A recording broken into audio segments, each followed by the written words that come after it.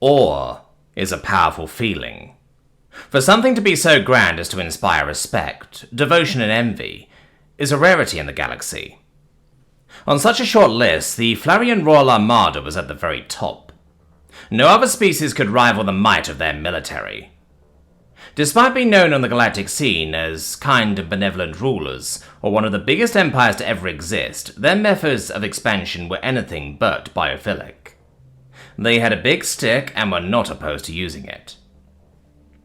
"Captain, we will be approaching the Zeta sector in 1 minute," said the navigator. The captain, an imposing Flarian female seated in her command chair, simply nodded without so much a word. As the ship exited hyperspace, the captain rose from her seat. "Search the database for any active outposts. We are in dire need of supplies." "Ma'am, this territory is outside Flarian jurisdiction. All planets in this sector are under human rule, and considering their standing with the Empire, I doubt they will willingly offer their supplies," Orvina responded, looking over at the captain. "We do not require their willingness, Vice Captain," Nubella replied in a cold tone, her lips curling into a barely visible smirk. "We are thousands of light years away from the heart of human control space. Even if we weren't, those cowards would never dare fire a single shot at a Flarian destroyer-class ship." "The scanners have detected an outpost, Captain," the navigator spoke, while turning his head towards Nubella. "We will be within communication range with the outpost in 10 seconds. The ship began slowing down, stopping fully just before the lower atmosphere of the rocky moon. Captain Nubella approached the main panel, looking through the blast-proof glass down at the yellow surface where the colony was. "Hail them," she ordered, adjusting her uniform a tad. Within seconds, a screen appeared, stretched across one of the glass panels. Nubella raised an eyebrow at the sight of a withered old face of a human woman, looking back at her. "Greetings. I am Captain Nubella Argrav of the Royal Flarian Destroyer, Solar Echo. Who am I speaking to?" The old woman simply looked at Nubella for a moment, a look that stirred something in the captain. There was no fear, worry, or surprise on the human's face. Just a look of tiredness, as if the Flarians were nothing more than unwelcome chores after a particularly long and grueling workday. "Well?" hissed the captain, her two long and bony tails smacking the ship floor in annoyance. "Apologies, the comm system is quite old, and takes a bit to load the feed," spoke the woman on the other side, slowly fiddling with the keyboard. "Ah, there we go. Hello?" "Hello," grumbled Nubella before repeating her question. "Who might I be speaking to?" The human cleared her throat, getting ready to answer. She looked so old that Nubella half expected clouds of dust to come out of her mouth. That thought brought the smirk back on her face for a brief moment. "I am Tomuris, the head of the Calabash mining colony. To what do we owe this pleasant surprise?" "We are in dire need of supplies and request that you allow us to descend on the surface and acquire some from your settlement," replied the captain. "I am afraid that would not be possible, Captain. You see, Calabash is not a part of the major supply routes. Most of our supplies are from the crops we grow ourselves," Tomuris replied, shaking her head slowly, as if disappointed that she can't help the Flarian in their plight. "We will judge if that is true or false," Nubella frowned. "A squad and myself will be descending to your colony within the hour. Your words better be true." With that, the communication was cut, leaving Nubella with the satisfaction of having the final word. She turned on her heels and walked back to her seat. "Anchor the vessel here, and prepare a squad for deployment." "Captain?" Vice Captain Orvina spoke up. "I request to come with you to the moon's surface." The captain shot her a quizzical look. "For what reason?" I have never seen a human, ma'am. I've only heard stories of them in academy class," replied Orvina. Nubella scrounged her face up in disgust at the sight of someone being so curious and excited about lower life forms. "Consider your eyes lucky, then. These creatures are nothing to marvel at." After a brief pause, she sighed and continued. "But very well, Vice Captain. If you wish to test how well you can hold your lunch, who am I to stop you?" "Thank you," Orvina replied with a smile, and returned to her duties. The settlers went about their work, trying their best to ignore the Flarian shuttle that just landed at the entrance to their outpost. Even the farthest reaching outposts of the Galactic Union knew of the Empire's warmongering ways. Wherever they appeared, bad news followed. It was for that reason that Vice Captain Orvina was not surprised that the settlers did their best to avoid the soldiers that arrived. As hard as she tried, seeing them the same way Captain Nubella did was difficult. They certainly seemed unimposing, that much was true, but what species didn't when compared to the Flarians? She even found them somewhat endearing. They were like half of a Flarian. One pair of arms, one pair of forward-facing eyes, half the size and height. Both species were mammalian, though humans seemed to lack any form of tail or fur, or claws. Even their jaws lacked any sharp teeth. I guess I can understand why Captain Nubella considers them lower life forms. They seem so soft, more like pets than predators, Orvina thought to herself. The group walked through the outpost, leaving footprints in the yellowish mud, heading straight to the main building. Halfway there, an old woman walked outside of the facility and leaned against the wall, crossing her arms. Nubella snarled, voicing her displeasure of having to be surrounded by these creatures to the rest of the squad. Up close, Tomiris seemed even more like a dried-up apple than she did over the communication feed. Her grey hair was short curls that stopped at her shoulders. The uniform she wore fit her loosely. Orvina could bet both her right arms that the head of the Calabash colony was the smallest specimen of her species present on the moon. "Hi there. How'd you like our little piece of heaven?" Tomiris asked, extending her hand upwards to shake with the Flarian captain. "I'd hardly call this paradise," Nubella replied, looking down on the old human, whose height barely reached past the captain's belt. With her smaller arm, Nubella reached down and shook the woman's hand. "Excuse me." Orvina raised her larger arm above her head to catch the human's attention. "What's with all the carved tree trinkets?" "Oh, those?" Tomiris smiled.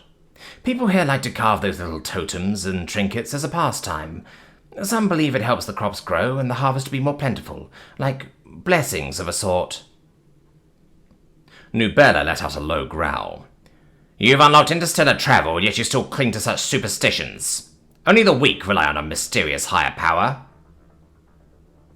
The old woman simply chuckled, waving the massive Flarian captain off dismissively. "Oh, pish, it's a piece of culture. If it helps them feel more at home by making trinkets that reminds them of life on Earth, who am I to spoil their fun?" She looked up at Orvina and winked. "And if some mysterious higher power likes the woodwork enough to toss us a few potatoes more per harvest, I sure ain't complaining." The vice captain smiled at the woman's joke. All their flaws aside, the humans definitely had a certain appeal. Slowly, the old woman turned around and headed inside the main facility, which doubled as her home. She moved slowly, using a wooden cane for support. The inside of her home was the standard outpost interior design, however decorated with various colourful knitted cloths and carved trinkets that hung on string and would jingle every time someone opened the door or a draft blew through the room. A mixture of yellows, greens, oranges and browns made the interior very pleasant, a stark contrast to the metallic grey of the Flarian destroyer vessel. Orvina had a hard time describing the feeling she was getting from the old woman's living quarters. It all felt uniquely earthy. "Sit. Would you like some tea? I'd offer you coffee, but we've run out of that a couple of weeks ago," Tomiris said, motioning to the table. "Pass!" The Flarian captain shut her offer down sharply. "Do not try to worm your way out of accepting our request by using hospitality, woman. I've told you what we need." The human sighed. "And I have told you we cannot help you. We barely have enough for ourselves. No chance we can supply an entire destroyer-class vessel and have anything left to tie us over until the cross mature." "I wasn't asking," Nubella growled, baring her sharp teeth to the old woman, tail smacking the ground behind the captain, a common show of annoyance and aggression among Flarians. "Nan?" A shout came from behind the human, interrupting the captain before she could say another word. "Nan? I'm in here, darling," Tomiris shouted back over her shoulder. A human male emerged from one of the rooms. He towered over the elderly woman as he approached her from behind and wrapped his arms around her. The Flarians were slightly taken aback by how strange she was dressed. His uniform, a standard yellow and black colonial attire, was decorated by an assortment of items, ranging from feather and small animal bones to carved wooden trinkets. A long coat was draped over his shoulders, no less decorated than his uniform. Wooden chimes hung from it, jangling as he walked. The unusual appearance was tied together by a grum-like skull he wore on his bald head, its antlers rising upwards. "Who's that?" Orvina couldn't help but ask. The male looked at her, his face dirty and beard caked in mud. Something was off about him. He was an adult by the looks of it. The uniform hugged his body tightly, revealing strong muscles beneath, but his eyes were dull, and the look he gave the Flarians was filled with childlike curiosity. "What did I tell you about wearing that thing on your head?" Tomira sighed, taking the skull off her grandson's head with one hand, and giving the back of his head a light smack with the other. "Sorry, Nan," he replied, looking down at his feet shamefully. "The boys and I were just playing Beast and—" The old woman sighed, pulling the grum-like skull on the table next to her. All right. Go wash up. It's time for lunch and you're all muddy." The man just nodded and walked towards another door, sneaking glances over his shoulder at the aliens in his living room. "What are you looking at, dullard?" one of the soldiers hissed, causing the human to quickly look away. "I apologize to my grandson," Tomira spoke with a sad look on her face. "He is a good boy, just not all there." The Flarian captain opened her mouth to speak, but the vice captain cut her off again, unable to contain her curiosity. "How old is he?" 28. Lost his parents in a mining accident when he was 4. With no next of kin, I've been taking care of him ever since," the head of the colony replied. "Poor soul," Orvina thought to herself, knowing words of pity should never be spoken in Nubella's presence. Such specimens would never survive to adulthood in Flarian society. Defects of the mind were no less frowned upon than defects of the body. Unlike Orvina, the captain felt herself becoming more disgusted with every minute she spent on Calabash, surrounded by inferiority on all sides. Where were we?" Nubella spoke. "The supplies," Tomiris answered. The two locked eyes, and the Flarian captain already knew that the woman did not change her answer to their request. "How much do you need?" "Enough to last us to Ormat sector." "Impossible. We can provide you with enough to last you to the next outpost in Zeta sector." Nubella frowned, taking an intimidating step towards the human. "We are at war, on a journey of conquest for the glory of the Flarian Empire. You think I have the time to hop from outpost to outpost like I'm going grocery shopping?" The elderly woman stood her ground, defiance burning in her eyes as she stared the captain down, despite the obvious difference in height. "I told you, we barely have enough for ourselves. I will not risk the lives of this community to feed your soldiers or fuel your battles." Her anger was reaching a boiling point. Nubella could hardly contain the desire to tear the human limb from wrinkled limb. She placed her huge hand on the old woman's head. "I have seen your community and came to a conclusion of my own. You do not have a shortage of food. You have a surplus of useless bellies to feed. Perhaps we should help you achieve more efficient numbers. Feeding the elderly and feeble-minded. What a waste of supplies." "Captain?" Orvina grabbed her captain by the bicep, feeling Nubella's muscles softly flex as she prepared to begin rearrangement of the colony, starting with the head of the settlement's leader. "Leave Nan alone, beast!" came from the captain's left side.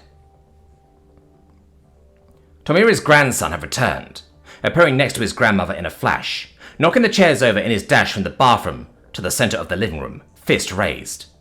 "Tarnuk, no!" the elderly woman yelled, but it was too late. The smirk on Nubella's face was erased in a fraction of a second, as the man's right fist connected full force with the left side of her face. Even though he was punching over his shoulder, the sound of the impact caught the Flarians by surprise. "Fuck! The idiot put his entire body weight into that swing," Nubella thought, as her head whipped to the right. The vice-captain stared in absolute shock, along with the rest of their squad, as the captain lost her balance and took a single step back to regain it. A single step. She never thought anything except another Flarian could cause the Warforged Nubella Argraf to stagger on her feet. Just as fast as she was hit, Nubella clenched the larger of her two right fists and swung back on the human. He raised both arms to block the impact. The Flarian held nothing back, putting all the frustration that had accumulated since they arrived in Calabash into a single punch. The man staggered, taking 2 steps back to regain his balance. Orvina could see the surprise briefly flash across the captain's face when the colony leader's grandson didn't move back more than 2 steps. Nubella straightened her posture, letting her arms drop to her side. She huffed, exhaling all the air from her lungs before taking a long inhale. This brief altercation seemed to help vent her frustration a bit. "You'd make a great soldier if you weren't a mentally stunted animal," she said to Tarnuk, who was still staring daggers at her. At that moment, the rest of the squad snapped back to reality, the realization that their captain was just decked across her face finally settling in. They quickly approached the human, ready to end him for that transgression, when Tomiris put herself in their path. "Enough!" the old woman said, looking over at the captain. "Take what you want and fuck off. The sooner we see the end of you, the better." Nubella smirked triumphantly, turning on her heels and heading for the door, motioning her squad to follow. The vice-captain was the last to follow, watching as the human went from a courageous man defending his grandmother to a bawling boy in an instant. "Granny, I was so scared." Tarnuk hugged Tomiris as she comforted him. Orvina felt strangely guilty. These people weren't their enemies. They weren't even allied with the foe. They were sailing across the stars to fight. At the same time, she felt strangely speechless. They just robbed these people, left them to die. What can she say to soothe the unfamiliar feeling tying her guts into a knot? "What game were you playing with your friends?" She finally found her voice, taking a step closer to the pair and bending over slightly to meet the man at eye level. Tarnuk looked at her, wiping the tears from his face with his sleeve. "Beasts and farmers," he replied. "Oh? And how do you play that?" Almost like a switch was flipped, the man's demeanor changed from being sad to being excited to talk about his favorite game. "Well, whoever wears the Gramlax skull is the beast, the rest are the farmers. The farmers have to hide and run from the beast. Whoever is touched first by the beast has to put on the skull, and then he is the beast and has to continue searching for the others. Sounds fun, and it ends when there are no more players who the beast can give the skull to?" Orvina asked, not being able to help smiling. "Uh-huh. Then the beast eats itself and the game starts again. Well, if Nan doesn't call me to eat lunch," he nodded. A loud beep interrupted her next question. She straightened up and sighed, turning her attention to Tomiris, who looked at her with absolute disdain. "Duty calls. For what it's worth, I'm sorry. I hope you guys can somehow manage." The words felt hollow, bringing no satisfaction. They just condemned this outpost to dire starvation. No apology or well-wishing could mediate that.